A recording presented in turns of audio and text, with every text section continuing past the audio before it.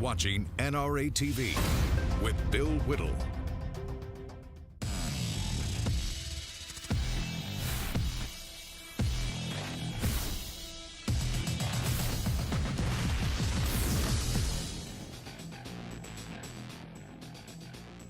Hi, everybody. Welcome to the Hot Mike Show, live from Los Angeles. I'm Bill Whittle. Hot Mike can't be here today. He's getting a little work done. Nothing major, just a little tightening up around the eyes. So we expect him to be fully recovered by Monday. And if you tune in on Monday and you see a really buff guy with dark black hair and looks, like an Asian grandmother, that's Hot Mike. Today we're going to be talking about the glamour trap.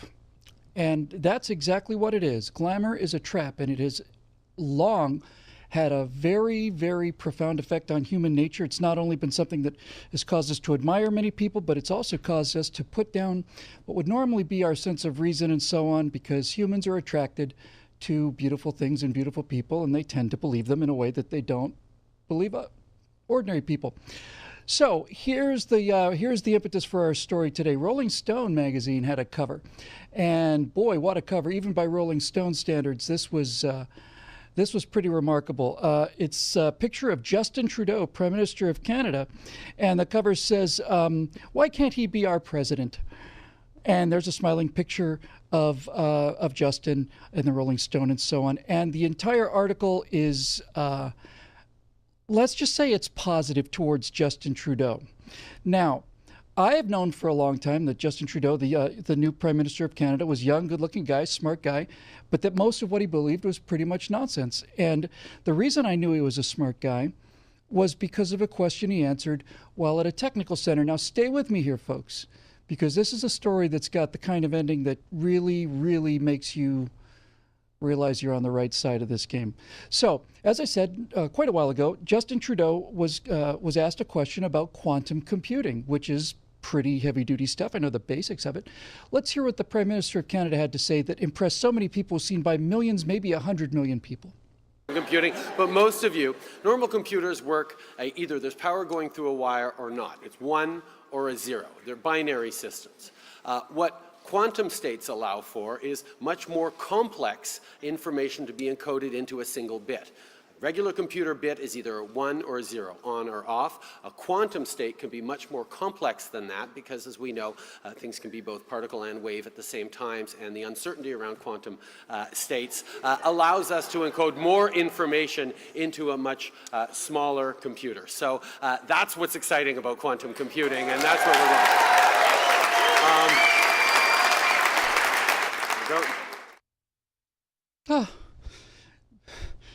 Be still, my beating heart. A man that handsome, that intelligent, Prime Minister, leader of a country. Oh, no wonder the Liberals were swooning. I was impressed. I have to tell you, as I said, I saw the clip. I thought I was impressed. He seems like a smart guy, but that was nothing compared to what some of these liberal newspapers have done. As I said, that particular clip's been seen by tens, if not hundreds of million people, talking about how far superior Canada is to the United States in terms of the intellectual weight of its leadership, especially against Donald Trump. So let's look at some of these headlines that came out right after Trudeau's speech. You can see Justin Trudeau explains quantum computing and the crowd goes wild.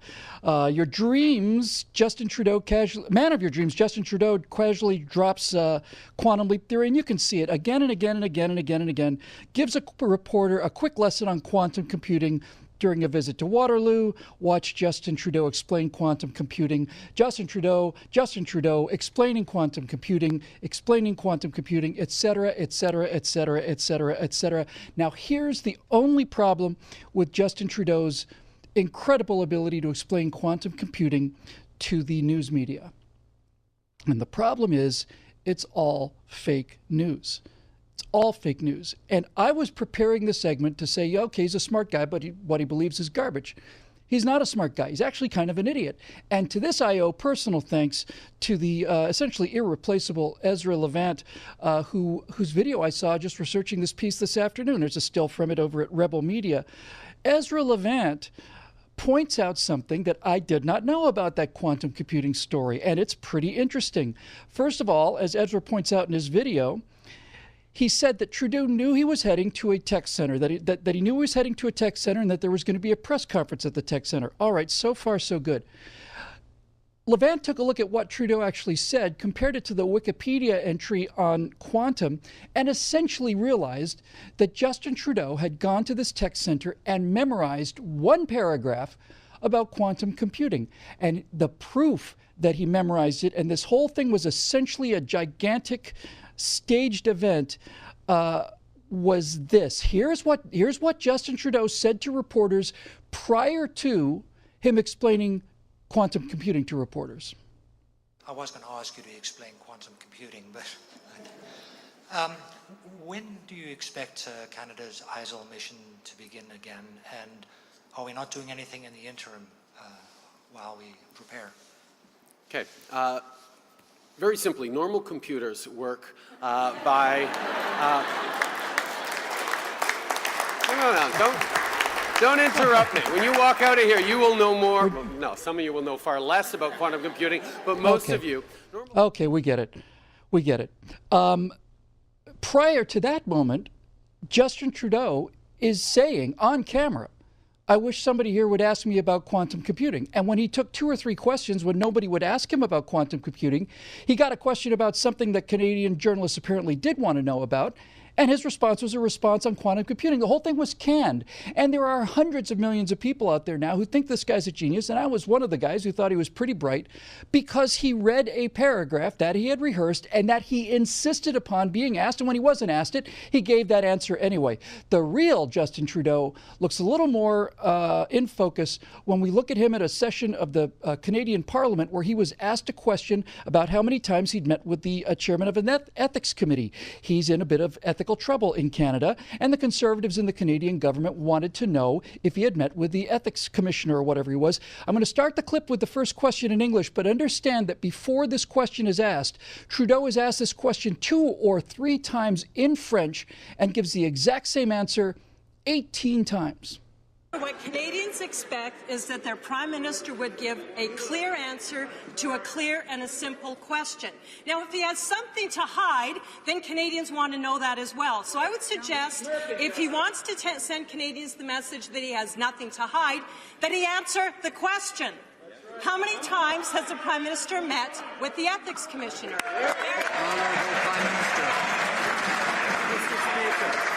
I am very happy to work with and answer the Ethics and Conflict of Interest Commissioner questions. I think it's extremely important that we be working.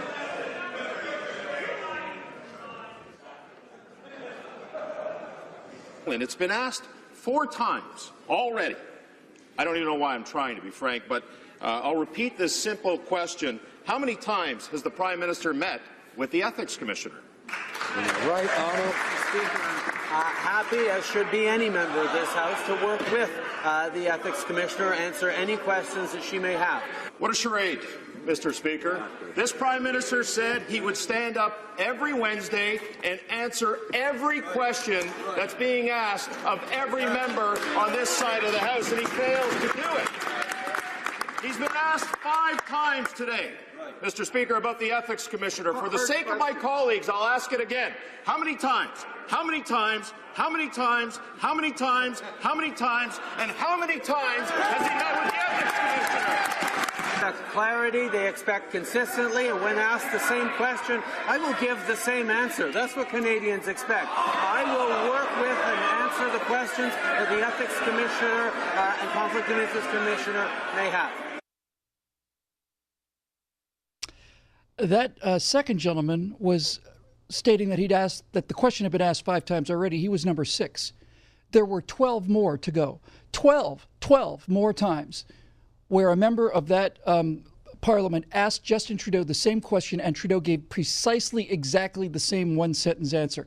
You look at that video and you see a guy who's not only oily, but also not very smart. In fact, the guy who's not very smart at all. So that brings us to the entire idea of glamour. And joining us today, we have a guest I think's got some special insight into this kind of thing. Steve Solomon's a former U.S. Army intelligence officer.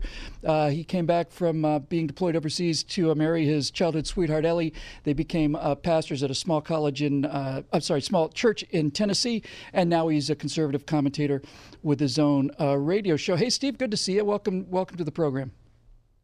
Bill, I don't know what to think about being on your show today.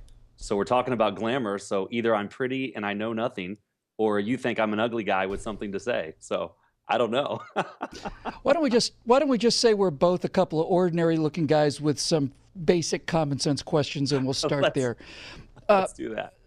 Steve, glamour is a term that everybody knows, and they usually associate it with Hollywood, but sometimes they'll associate it with politicians like Justin Trudeau or John Kennedy or Bobby Kennedy or one Barack Obama, for example. They say they're glamorous, but the original meaning of glamour was kind of a spell. It was an enchantment.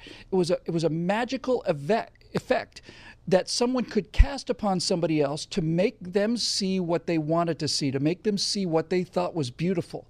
And essentially, it's a giant camouflage of a fundamental lie.